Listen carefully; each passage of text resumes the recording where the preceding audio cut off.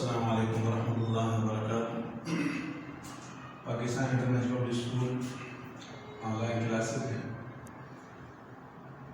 سورہ انفال جماعت ہشتم اسلامیات لازمی درس الاول جیم آیت 20 تا 28 اور صفحہ نمبر یہ 7 ہے بیٹا۔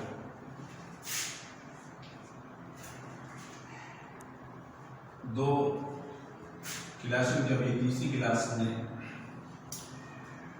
اعوذ باللہ من الشیطان الرجیم بسم اللہ الرحمن الرحیم یا ایھا الذین آمنوا اطیعوا اللہ ورسولہ ولا تولوا عنہ وانتم تسمعون ولا تکونوا کالذین قالوا سمعنا وهم لا يسمعون ان شر الدواب عند اللہ الصم البکم الذین لا یعقلون۔ صدق اللہ العظیم۔ یہاں پر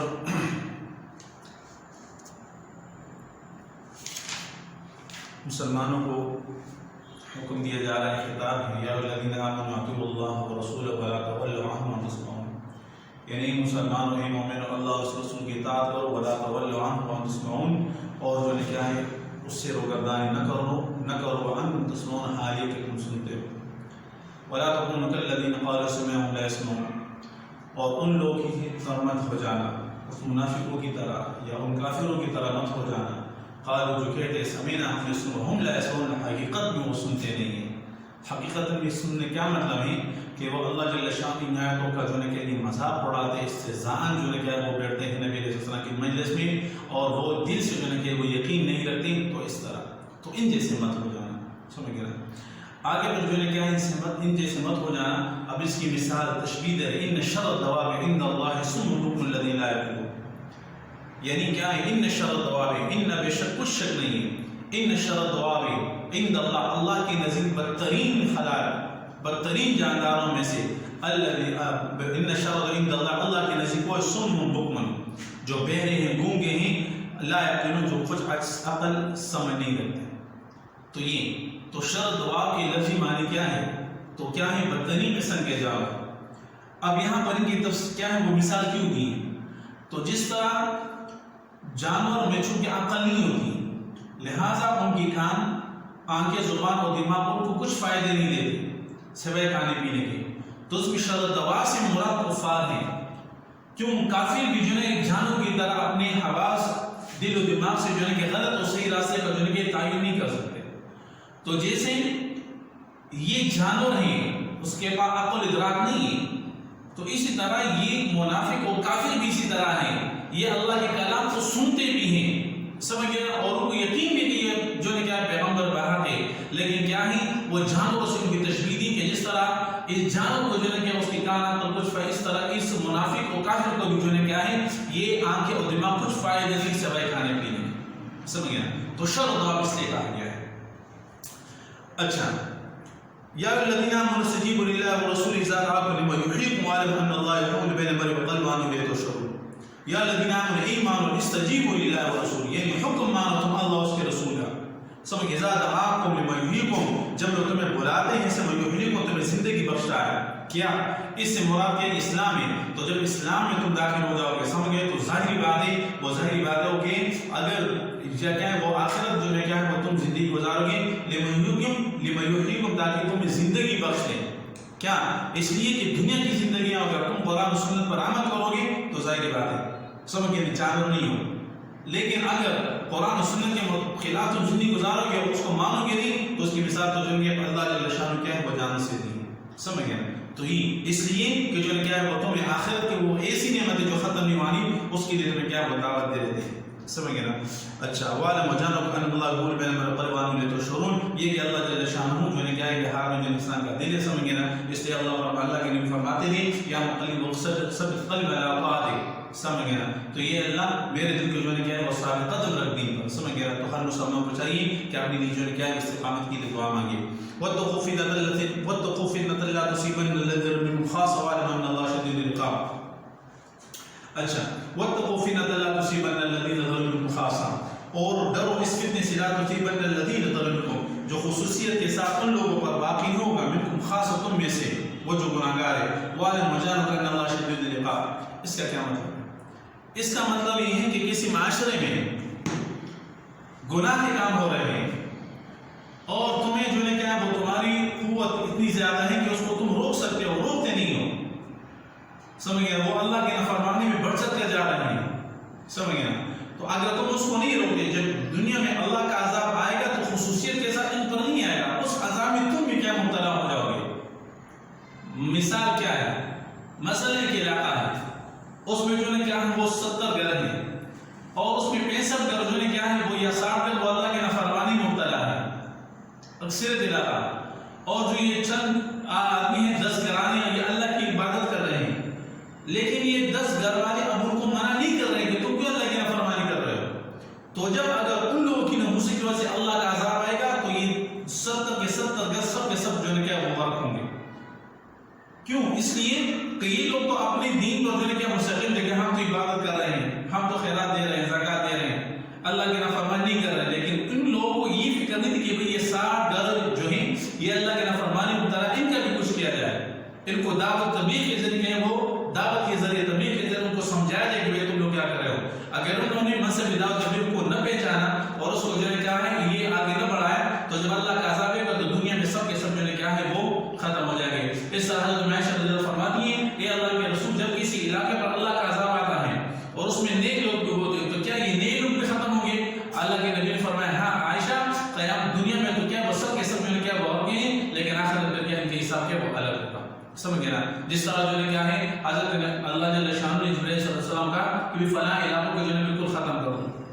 کہ اے اللہ وہاں پر تو آپ کے ایک بندہ ہیں جو جنہوں نے آپ کی یعنی آنکھ چپکتی بھی اپنی نافرمانی نہیں کی اور وہ جو ہے کیا عبادت کر رہا ہے کہ پھر تو اس لیے کہ وہ میری عبادت میں تو کیا ہے وہ بالکل اس کی آنکھ چپکتے اس میں نافرمانی کی، لیکن اس کو یہ پتہ نہیں کہ میرے احکامات کتنے ٹوٹ رہے اس کے دل پہ کوئی جو ہے کیا ہے وہ تڑپ نہیں ہے. سمجھ گیا؟ یہ تمام کے تمام علاقے جو ہے کیا ہے پھر وہ ختم کر دیا. تو یہ ہے کہ جو ہے کیا ہے خصوصیت کے ساتھ تمہارے اوپر وہ کیا ہے وہ عذاب نازل نہیں ہوگا. تو اس لیے دعوت تبلیغ کی جو ہے کیا ہے وہ 3 باتیں. پہلے تو یہ ہے کہ اللہ کے نبی نے فرمایا کہ اگر تمہارے ہاتھ میں کیا ہے وہ قوت ہے تو زور کے ذریعے، اگر نہ ہو تو زبان سے.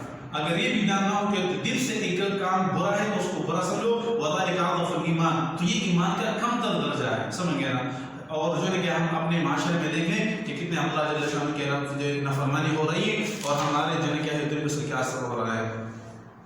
اچھا آگے وَاذْكُرْ إِذْ قَيْلُ مُسْتَضْعَفُونَ فِي الْأَرْضِ تَخَافُونَ أَن يَتَخَطَّفَكُمُ النَّاسُ فَآوَاكُمْ وَأَيَّدَكُمْ بِنَصْرِهِ وَرَزَقَكُم مِّنَ الطَّيِّبَاتِ لَعَلَّكُمْ تَشْكُرُونَ. وَاذْكُرْ وَيَاد کرو إِذْ أَنْتُمْ قَلِيلٌ مُسْتَضْعَفُونَ فِي الْأَرْضِ.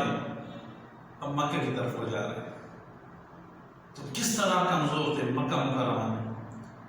تخافون ان يتخطفكم، اور تم نے اس وقت ڈرے کہ کوئی مجھے مچک نہ لے. فآواکم، بس ہم نے آپ کو جگہ دی. وأيدكم بنصره، اور ہم نے جو ہے کیا وہ تمہاری مدد کی اپنی قوت سے.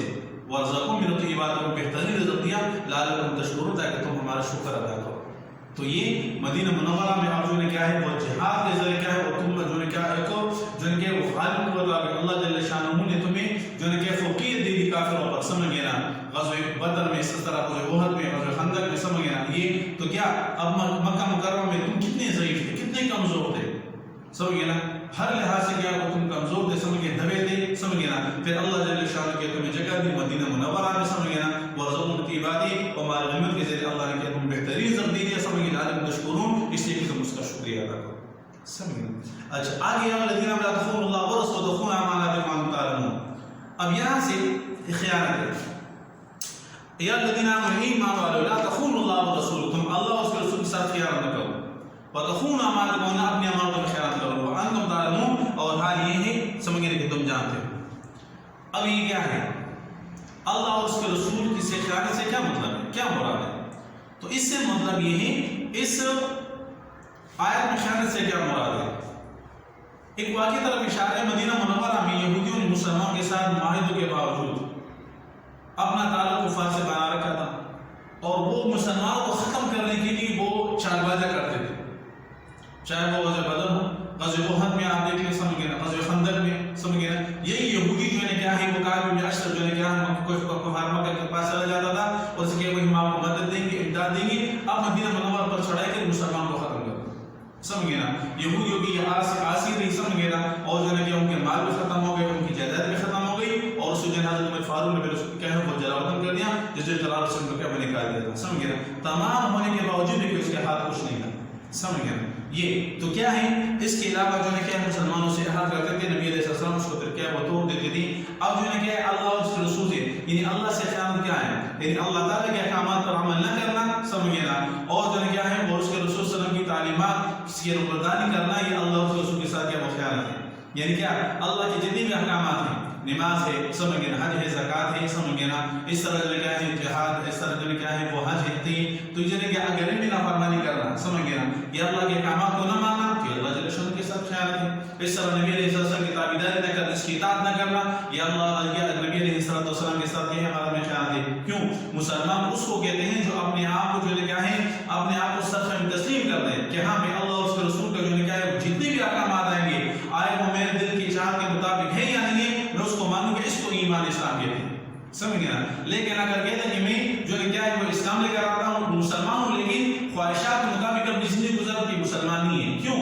اس لیے اللہ جل فرماتے ہیں کہ جو کہ یا الذین آمنوا فی السلم کافہ، اے مسلمانوں یا الذین آمنوا ایمان ادخلوا فی السلم کافہ، اسلام میں پورے کے پورے داخل ہو جاؤ۔ تو پورے کے پورے کا مطلب یہ کہ اللہ اور اس کے رسول کی جتنی بھی احکامات آ جائیں، سمجھ گیا نا، اس کو سخت میں تسلیم کرنا ہے، یہ نہیں کہنا کہ میرا دل کہہ رہا ہے یہ نہیں کہہ رہا ہے، سمجھ گیا نا۔ اس میں پھر کیا ہے وہ ہمارا بیماری خیانت آ جاتی ہے، عہد کی پاسداری ہے، فرض میں خیانت ہے، سمجھ گیا نا، اس طرح ذمہ داری میں خیانت ہے، سمجھ گیا کہ آپ کے پاس آپ کی ذمہ کوئی ذمہ داری ہے، آپ اس ذمہ داری کو آپ نے پورا ادا کرنا ہے۔ والدین پر ذمہ داری ہے کہ آپ نے جو ہے کیا ہے بچوں کی تعلیم کیا ہے وہ جو ہے کیا ہے وہ تربیت، اس طرح جو ہے کیا ہے شوہر پر جو ہے کیا ہے وہ ذمہ داری کیا ہوتی ہے اپنے بیوی بچوں کی نانف کی ذمہ داری وہ اس کو پورا کرے، سمجھ گیا نا۔ اس طرح جو ہے کیا ہے فرض میں خیانت ہے، آپ کے اوپر کیا ڈیوٹی ہے، سمجھ گیا نا، اللہ تعالیٰ کے احکامات ہیں اس کو جو ہے اس طرح بجا لانا، سمجھ گیا نا، یا آپ کی ایمان کا نام ہے، سمجھ گیا نا، اور آپ پر جو ان کی ذمہ داری ہے وہ ایسا طریقے سے نبھانا، یہ بھی جو ہے کیا ہے یہ بھی جو ہے کیا ہے وہ فرائض کی ادائیگی میں آتا ہے۔ اگر آپ نے اس میں خیانت کی تو ظاہر بات جو ہے کیا ہے یہ بھی خیانت ہے، سمجھ گیا نا یہ۔ اچھا وَاعْلَمُوا أَنَّمَا أَمْوَالُكُمْ وَأَوْلَادُكُمْ فِتْنَةٌ وَأَنَّ اللَّهَ عِندَهُ أَجْرٌ عَظِيمٌ۔ وَاعْلَمُوا جانو کہ تمہارا مال اور تمہاری اولاد تمہارے لیے فتنہ ہے۔ اب یہاں فتنے سے مراد کیا ہے؟ بعض قرآن مجید کی بعض آیات میں فتنے سے مراد کفار کا فساد ہے، بعض میں فتنے سے مراد جو ہے کیا ہے وہ آزمائش ہے۔ تو یہاں جو ہے کہ وَاعْلَمُوا أَنَّمَا أَمْوَالُكُمْ وَأَوْلَادُكُمْ فِتْنَةٌ، یہاں فتنے سے مراد یہ آزمائش ہے کہ بے شک تمہارا یہ مال اور تمہاری یہ اولاد تمہارے لیے آزمائش ہے۔ اب آزمائش کس طرح ہے؟ اگر ان پر مال اور اولاد کے لیے، سمجھے نا، تم اگر اپنے اولاد کے لیے حلال کوئی بھی مال کماتے ہو تو تمہارے لیے آزمائش نہیں ہے، سمجھ گئے نا، دنیا آخرت میں تم کامیابی سے ہمکنار ہو جاؤ گے۔ لیکن اگر مال تم کما رہے ہو حرام کے ذریعے سے کما رہے ہو، سود کر رہے ہو، سمجھ گئے نا، حرام کی آمدنی کر رہے ہو، جتنے بھی جو ہے کہ غلط سورسز ہیں، چاہے وہ رشوت ہے، چاہے وہ حرام خوری ہے، جتنے بھی اعتبار، تو اگر اس طرح اگر تم کما رہے ہو یہ مال تو یہ مال حرام ہے۔ اس حرام مال کے ذریعے جو بچے کی پرورش ہوگی وہ بھی حرام مال سے، سمجھے نا، جو تمہارا پورا کا پورا جسم وہ حرام کمائی سے جو ہے کیا ہے وہ جو ہے کیا ہے وہ اس کی کفارت ہو رہی ہے، سمجھے نا، وہ گروتھ کر رہا ہے، تو پھر ظاہر بات ہے تمہارا یہ جسم جو ہے کیا وہ جہنم کے ایندھن کے قابل ہے، سمجھے نا۔ تو یہ مال اولاد فتنہ اس لیے ہے کہ اگر تم اولاد کی محبت میں اللہ کی نافرمانی پہ اتراؤ گے اور حرام ذرائع سے کماؤ گے پیسے تو ظاہر بات ہے تمہارے لیے آزمائش ہے، آزمائش میں ناکامی اور ناکامی کی صورت میں تمہیں جہنم میں کیا ہے وہ کرنا پڑے گا۔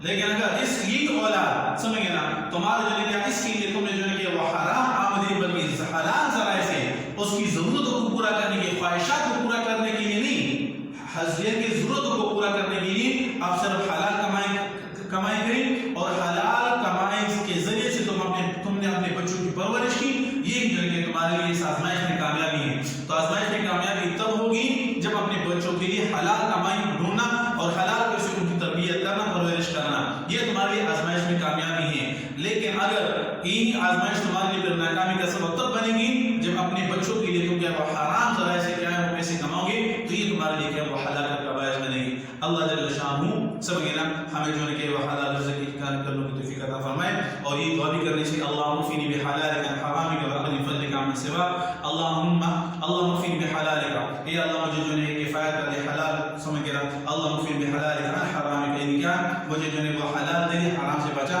واغنی فضلک عمن سوا اور میں تجھے کیا ہے وہ تم سے کیا وہ سوال کرتا ہوں اس غنیت کا سمجھ گئے نا اور دوسری بات یہ نبی علیہ الصلوۃ والسلام فرمایا انما اموالکم فی النار ایک مرتبہ نبی علیہ الصلوۃ والسلام خطبہ دے رہے تھے حضرت حسن آئے تو نبی علیہ السلام جو ہے کیا ہے وہ جو ہے کیا وہ خطبے سے کیا وہ نیچے ہوتے ممبر سے نیچے ہوتے اور ان کو گلے لگا کہا انما اموالکم بے شک یہ اولاد جو ہے کہ یہ کیا ہے فتنہ ہے سبحان ربک رب العزت عما یصفون وسلام علی المرسلین والحمد للہ رب العالمین